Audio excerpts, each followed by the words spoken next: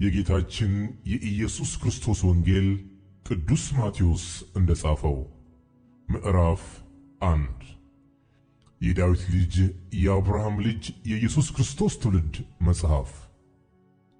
አብርሃም ይስሐቅን ወለደ፣ ይስሐቅም ያዕቆብን ወለደ፣ ያዕቆብም ይሁዳንና ወንድሞቹን ወለደ። ይሁዳም ከትዕማር ፋሬስንና ዛራን ወለደ። ፋሬስም ኤስሮምን ወለደ። ኤስሮምም አራምን ወለደ። አራምም አሚናዳብን ወለደ። አሚናዳብም ነአሶንን ወለደ። ነአሶንም ሰልሞንን ወለደ። ሰልሞንም ከራካቤ ቦዔዝን ወለደ። ቦዔዝም ከሩት ኢዮቤድን ወለደ። ኢዮቤድም እሴይን ወለደ። እሴይም ንጉሥ ዳዊትን ወለደ። ንጉሥ ዳዊትም ከኦርዮ ሚስት ሰሎሞንን ወለደ። ሰሎሞንም ሮብዓምን ወለደ። ሮብዓምም አብያን ወለደ። አብያም አሳፍን ወለደ። አሳፍም ኢዮሳፍጥን ወለደ። ኢዮሳፍጥም ኢዮራምን ወለደ። ኢዮራምም ዑዝያንን ወለደ። ዑዝያንም ኢዮአታምን ወለደ። ኢዮአታምም አካዝን ወለደ። አካዝም ሕዝቅያስን ወለደ።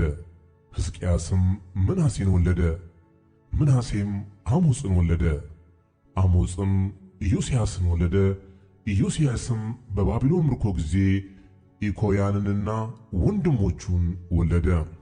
ከባቢሎን ምርኮ በኋላ ኢኮያንን ሰላትያልን ወለደ። ሰላትያልም ዘሩባቤልን ወለደ። ዘሩባቤልም አብዩድን ወለደ። አብዩድም ኤልያቄምን ወለደ። ኤልያቄምም አዛርን ወለደ። አዛርም ሳዶቅን ወለደ። ሳዶቅም አኪምን ወለደ። አኪምም ኤልዩድን ወለደ። ኤልዩድም አልዓዛርን ወለደ። አልዓዛርም ማታንን ወለደ። ማታንም ያዕቆብን ወለደ። ያዕቆብም ክርስቶስ የተባለውን ኢየሱስን የወለደች የማርያም እጮኛ ዮሴፍን ወለደ። እንግዲህ ትውልድ ሁሉ ከአብርሃም እስከ ዳዊት 14 ትውልድ፣ ከዳዊት እስከ ባቢሎን ምርኮ 14 ትውልድ፣ ከባቢሎንም ምርኮ እስከ ክርስቶስ 14 ትውልድ ነው። የኢየሱስ ክርስቶስም ልደት እንዲህ ነበረ። እናቱ ማርያም ለዮሴፍ በታጨች ጊዜ ሳይገናኙ ከመንፈስ ቅዱስ ጸንሳ ተገኘች። እጮኛዋ ዮሴፍም ጻድቅ ሆኖ ሊገልጣት ስላልወደደ በስውር ሊተዋት አሰበ። እርሱ ግን ይህንን ሲያስብ እነሆ የጌታ መልአክ በሕልም ታየው፣ እንዲህም አለ፣ የዳዊት ልጅ ዮሴፍ ሆይ ከእርሷ የተጸነሰው ከመንፈስ ቅዱስ ነውና እጮኛህን ማርያምን ለመውሰድ አትፍራ፣ ልጅም ትወልዳለች፣ እርሱ ሕዝቡን ከኃጢአታቸው ያድናቸዋልና ስሙም ኢየሱስ ትለዋለህ። በነቢይ ከጌታ ዘንድ እነሆ ድንግል ትጸንሳለች፣ ልጅም ትወልዳለች፣ ስሙንም አማኑኤል ይሉታል የተባለው ይፈጸም ዘንድ ይህ ሁሉ ሆኗል። ትርጓሜውም እግዚአብሔር ከእኛ ጋር የሚል ነው። ዮሴፍም ከእንቅልፉ ነቅቶ የጌታ መልአክ እንዳዘዘው አደረገ። እጮኛውን ማርያምንም ወሰደ። የበኩር ልጇንም እስክትወልድ ድረስ አላወቃትም። ስሙንም ኢየሱስ አለው። 2 ኢየሱስም በይሁዳ ቤተልሔም በንጉሥ በሄሮድስ ዘመን በተወለደ ጊዜ እነሆ ሰብአ ሰገል የተወለደው የአይሁድ ንጉሥ ወዴት ነው? ኮከቡን በምሥራቅ አይተን ልንሰግድለት መጥተናልና እያሉ ከምሥራቅ ወደ ኢየሩሳሌም መጡ።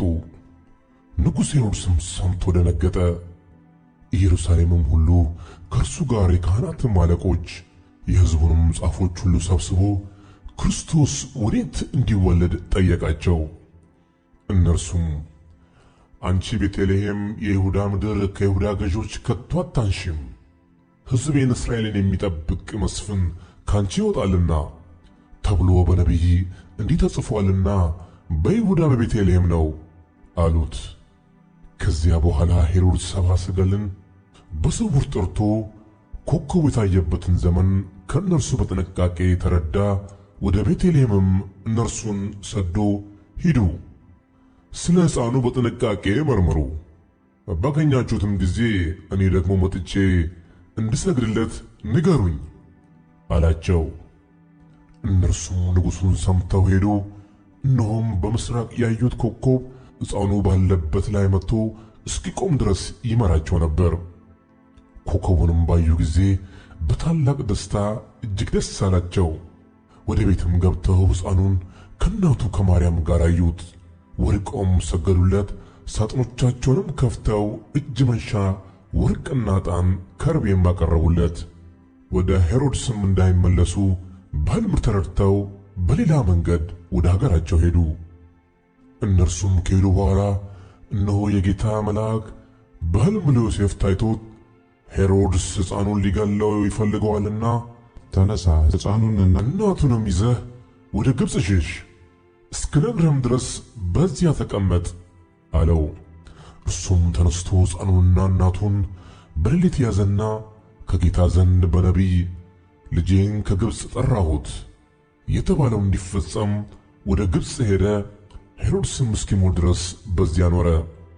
ከዚህ በኋላ ሄሮድስ ሰብአ ሰገል እንደተሳለቁበት ባየ ጊዜ እጅግ ተቆጣና ልኮ ከሰብአ ሰገል እንደተረዳው ዘመን በቤተልሔምና በአውራጃዋ የነበሩትን 2 ዓመት የሆናቸውን ከዚያም የሚያንሱትን ሕፃናትን ሁሉ አስገደለ። ያን ጊዜ በነቢዩ በኤርምያስ ድምፅ በራማ ተሰማ፣ ልቅሶና ብዙ ዋይታ። ራሔል ስለ ልጆቿ አለቀሰች፣ መጽናናትም አልወደደችም የሉምና የተባለው ተፈጸመ። ሄሮድስም ከሞተ በኋላ እነሆ የጌታ መልአክ በግብፅ ለዮሴፍ በሕልም ታይቶ የሕፃኑን ነፍስ የፈለጉት ሞተዋልና ተነሳ፣ ሕፃኑን እናቱንም ይዘህ ወደ እስራኤል አገር ሂድ አለ። እርሱም ተነስቶ ሕፃኑንና እናቱን ያዘና ወደ እስራኤል አገር ገባ። በአባቱም በሄሮድስ ፈንታ አርኬላዎስ በይሁዳ እንደነገሠ በሰማ ጊዜ ወደዚያ መሄድን ፈራ። በሕልምም ተረድቶ ወደ ገሊላ አገር ሄደ። በነቢያት ናዝራዊ ይባላል የተባለው ይፈጸም ዘንድ ናዝሬት ወደምትባል ከተማ መጥቶ ኖረ። 3 በዚያም ወራት መጥምቁ ዮሐንስ መንግሥተ ሰማያት ቀርባለችና ንስሐ ግቡ ብሎ በይሁዳ ምድረ በዳ እየሰበከ መጣ። በነቢዩ በኢሳይያስ የጌታን መንገድ አዘጋጁ፣ ጥርጊያውንም አቅኑ እያለ በምድረ በዳ የሚጮህ ሰው ድምፅ የተባለለት ይህ ነውና። ራሱም ዮሐንስ የግመል ጠጉር ልብስ ነበረው፣ በወገቡም ጠፈር ይታጠቅ ነበር። ምግቡም አንበጣና የበረሃ ማር ነበረ። ያን ጊዜ ኢየሩሳሌም፣ ይሁዳም ሁሉ በዮርዳኖስም ዙሪያ ያለ አገር ሁሉ ወደ እርሱ ይወጡ ነበር። ኃጢአታቸውንም እየተናዘዙ በዮርዳኖስ ወንዝ ከእርሱ ይጠመቁ ነበር። ዳሩ ግን ከፈሪሳውያንና ከሰዱቃውያን ብዙዎች ወደ ጥምቀቱ ሲመጡ ባየ ጊዜ እንዲህ አላቸው፣ እናንተ የእፉኝት ልጆች ከሚመጣው ቁጣ እንድትሸሹ ማን አመለከታችሁ? እንግዲህ ለንስሐ የሚገባ ፍሬ አድርጉ። በልባችሁም አብርሃም አባት አለን እንደምትሉት አይምሰላችሁ።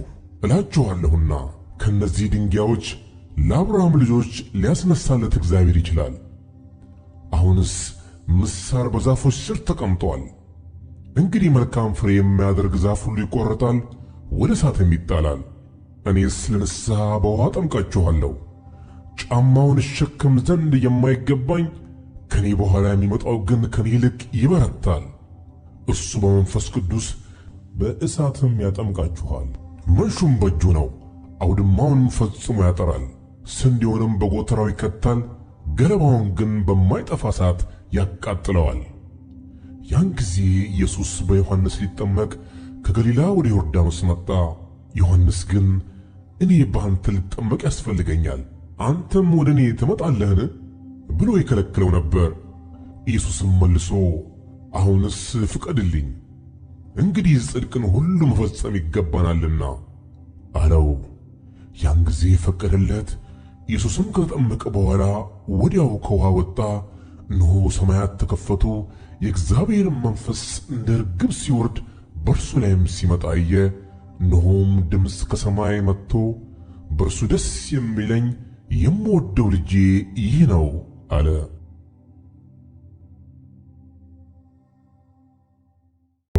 አራት ከዚያ ወዲያ ኢየሱስ ከዲያብሎስ ይፈተን ዘንድ መንፈስ ወደ ምድረ በዳ ወሰደው።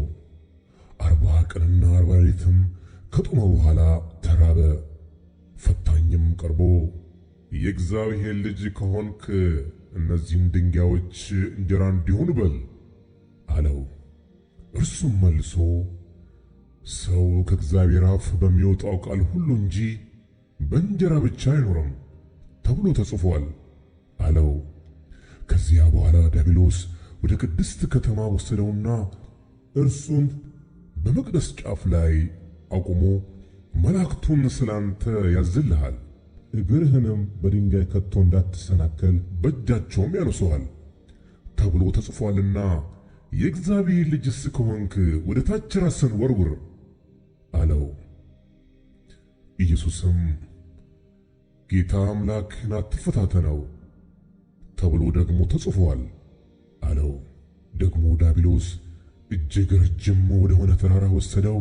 የዓለምን መንግሥታት ሁሉ ክብራቸውንም አሳይቶ ወድቀህ ብትሰግድልኝ ይህንን ሁሉ እሰጥሃለሁ አለው።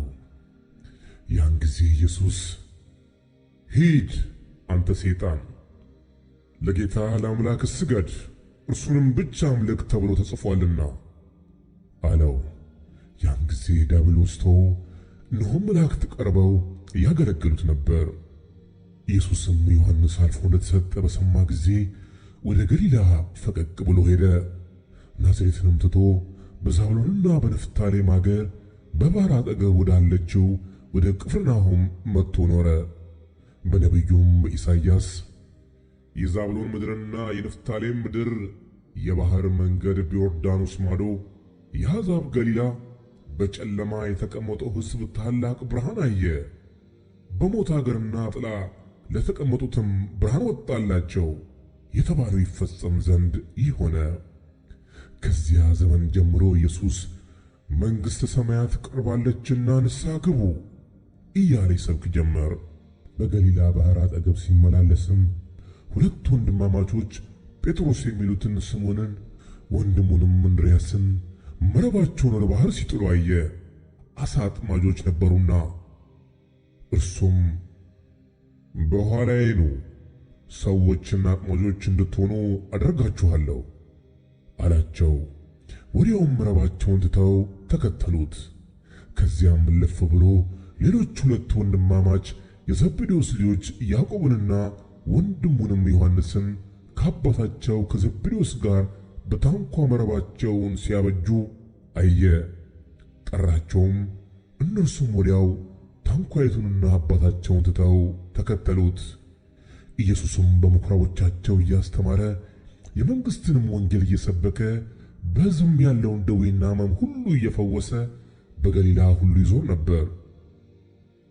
ዝናውም ወደ ሶርያ ሁሉ ወጣ። በልዩ ልዩ ደዌና ሥቃይም ተይዘው የታመሙትን ሁሉ አጋንንትም ያድሩባቸውን በጨረቃም የሚነሳባቸውን ሸዋዎችንም ወደ እርሱ አመጡ፣ ፈወሳቸውም። ከገሊላም ከአስሩ ከተማም ከኢየሩሳሌምም ከይሁዳም ከዮርዳኖስም ማዶ ብዙ ሕዝብ ተከተሉት። ምዕራፍ 5 ሕዝቡንም አይቶ ወደ ተራራ ወጣ።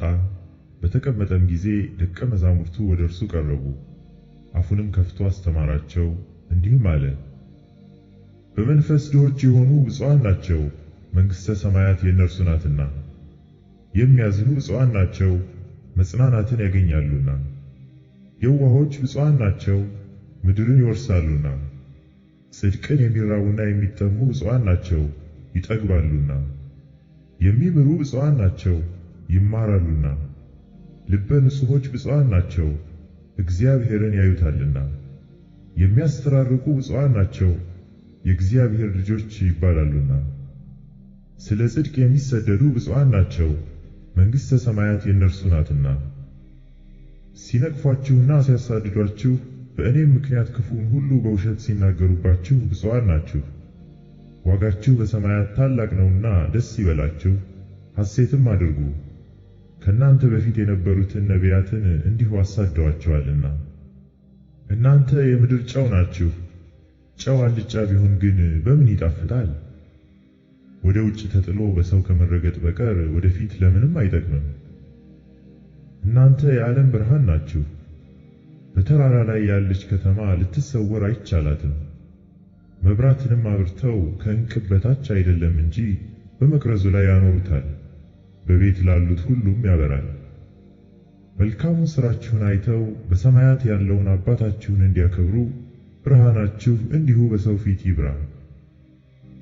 እኔ ሕግንና ነቢያትን ለመሻር የመጣሁ አይምሰላችሁ፣ ልፈጽም እንጂ ለመሻር አልመጣሁም።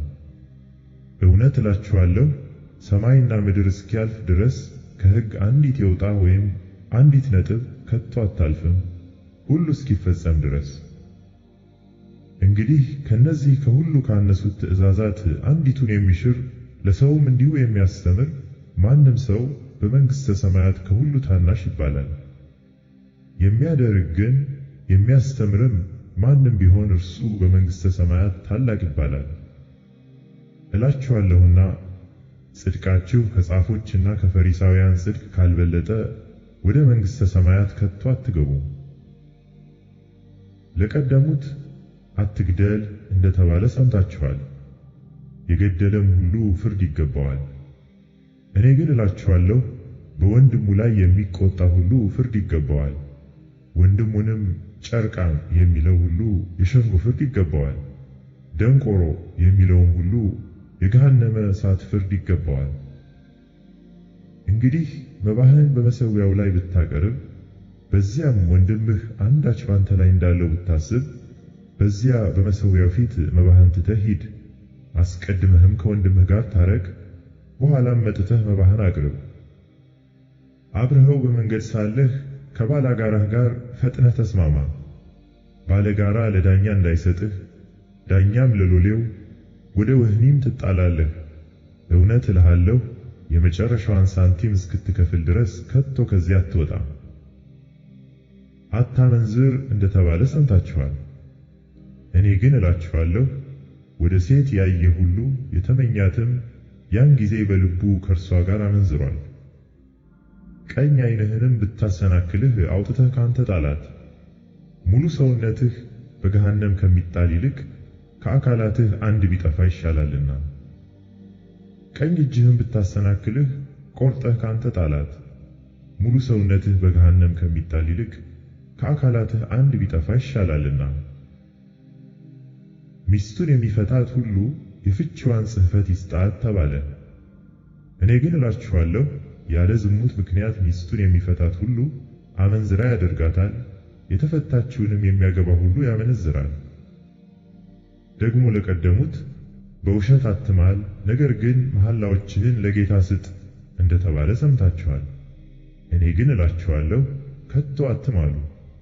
በሰማይ አይሆንም፣ የእግዚአብሔር ዙፋን ነውና፣ በምድርም አይሆንም፣ የእግሩ መረገጫ ናትና፣ በኢየሩሳሌምም አይሆንም፣ የታላቁ ንጉሥ ከተማ ናትና። በራስህም አትማል፣ አንዲቱን ጠጉር ነጭ ወይም ጥቁር ልታደርግ አትችልምና። ነገር ግን ቃላችሁ አዎን አዎን ወይም አይደለም አይደለም ይሁን። ከነዚህ የወጣ ከክፉ ነው። ዓይን ስለ ዓይን ጥርስም ስለ ጥርስ እንደተባለ ሰምታችኋል። እኔ ግን እላችኋለሁ፣ ክፉውን አትቃወሙ። ዳሩ ግን ቀኝ ጉንጭህን በጥፊ ለሚመታ ሁሉ ሁለተኛውን ደግሞ አዙርለት። እንዲከስህም እጀ ጠባብህንም እንዲወስድ ለሚወድ መጎናጸፊያህን ደግሞ ተውለት። ማንም ሰው አንድ ምዕራፍ ትሄድ ዘንድ ቢያስገድድህ ሁለተኛውን ከእርሱ ጋር ሂድ። ለሚለምንህ ስጥ፣ ካንተም ይበደር ዘንድ ከሚወደው ፈቀቅ አትበል። ባልንጀራህን ውደድ፣ ጠላትህንም ጥላ እንደተባለ ሰምታችኋል። እኔ ግን እላችኋለሁ፣ በሰማያት ላለ አባታችሁ ልጆች ትሆኑ ዘንድ ጠላቶቻችሁን ውደዱ፣ የሚረግሟችሁንም መርቁ፣ ለሚጠሏችሁም መልካም አድርጉ፣ ስለሚያሳድዷችሁም ጸልዩ። እርሱ በክፉዎችና በበጎዎች ላይ ፀሐይን ያወጣልና በጻድቃንና በኃጢአተኞችም ላይ ዝናብን ያዘንባልና። የሚወዷችሁን ብትወዱ ምን ዋጋ አላችሁ? ቀራጮችስ ያንኑ ያደርጉ የለምን? ወንድሞቻችሁንም ብቻ እጅ ብትነሱ ምን ብልጫ ታደርጋላችሁ? አሕዛብስ ያንኑ ያደርጉ የለምን? እንግዲህ የሰማዩ አባታችሁ ፍጹም እንደሆነ እናንተ ፍጹማን ሁኑ።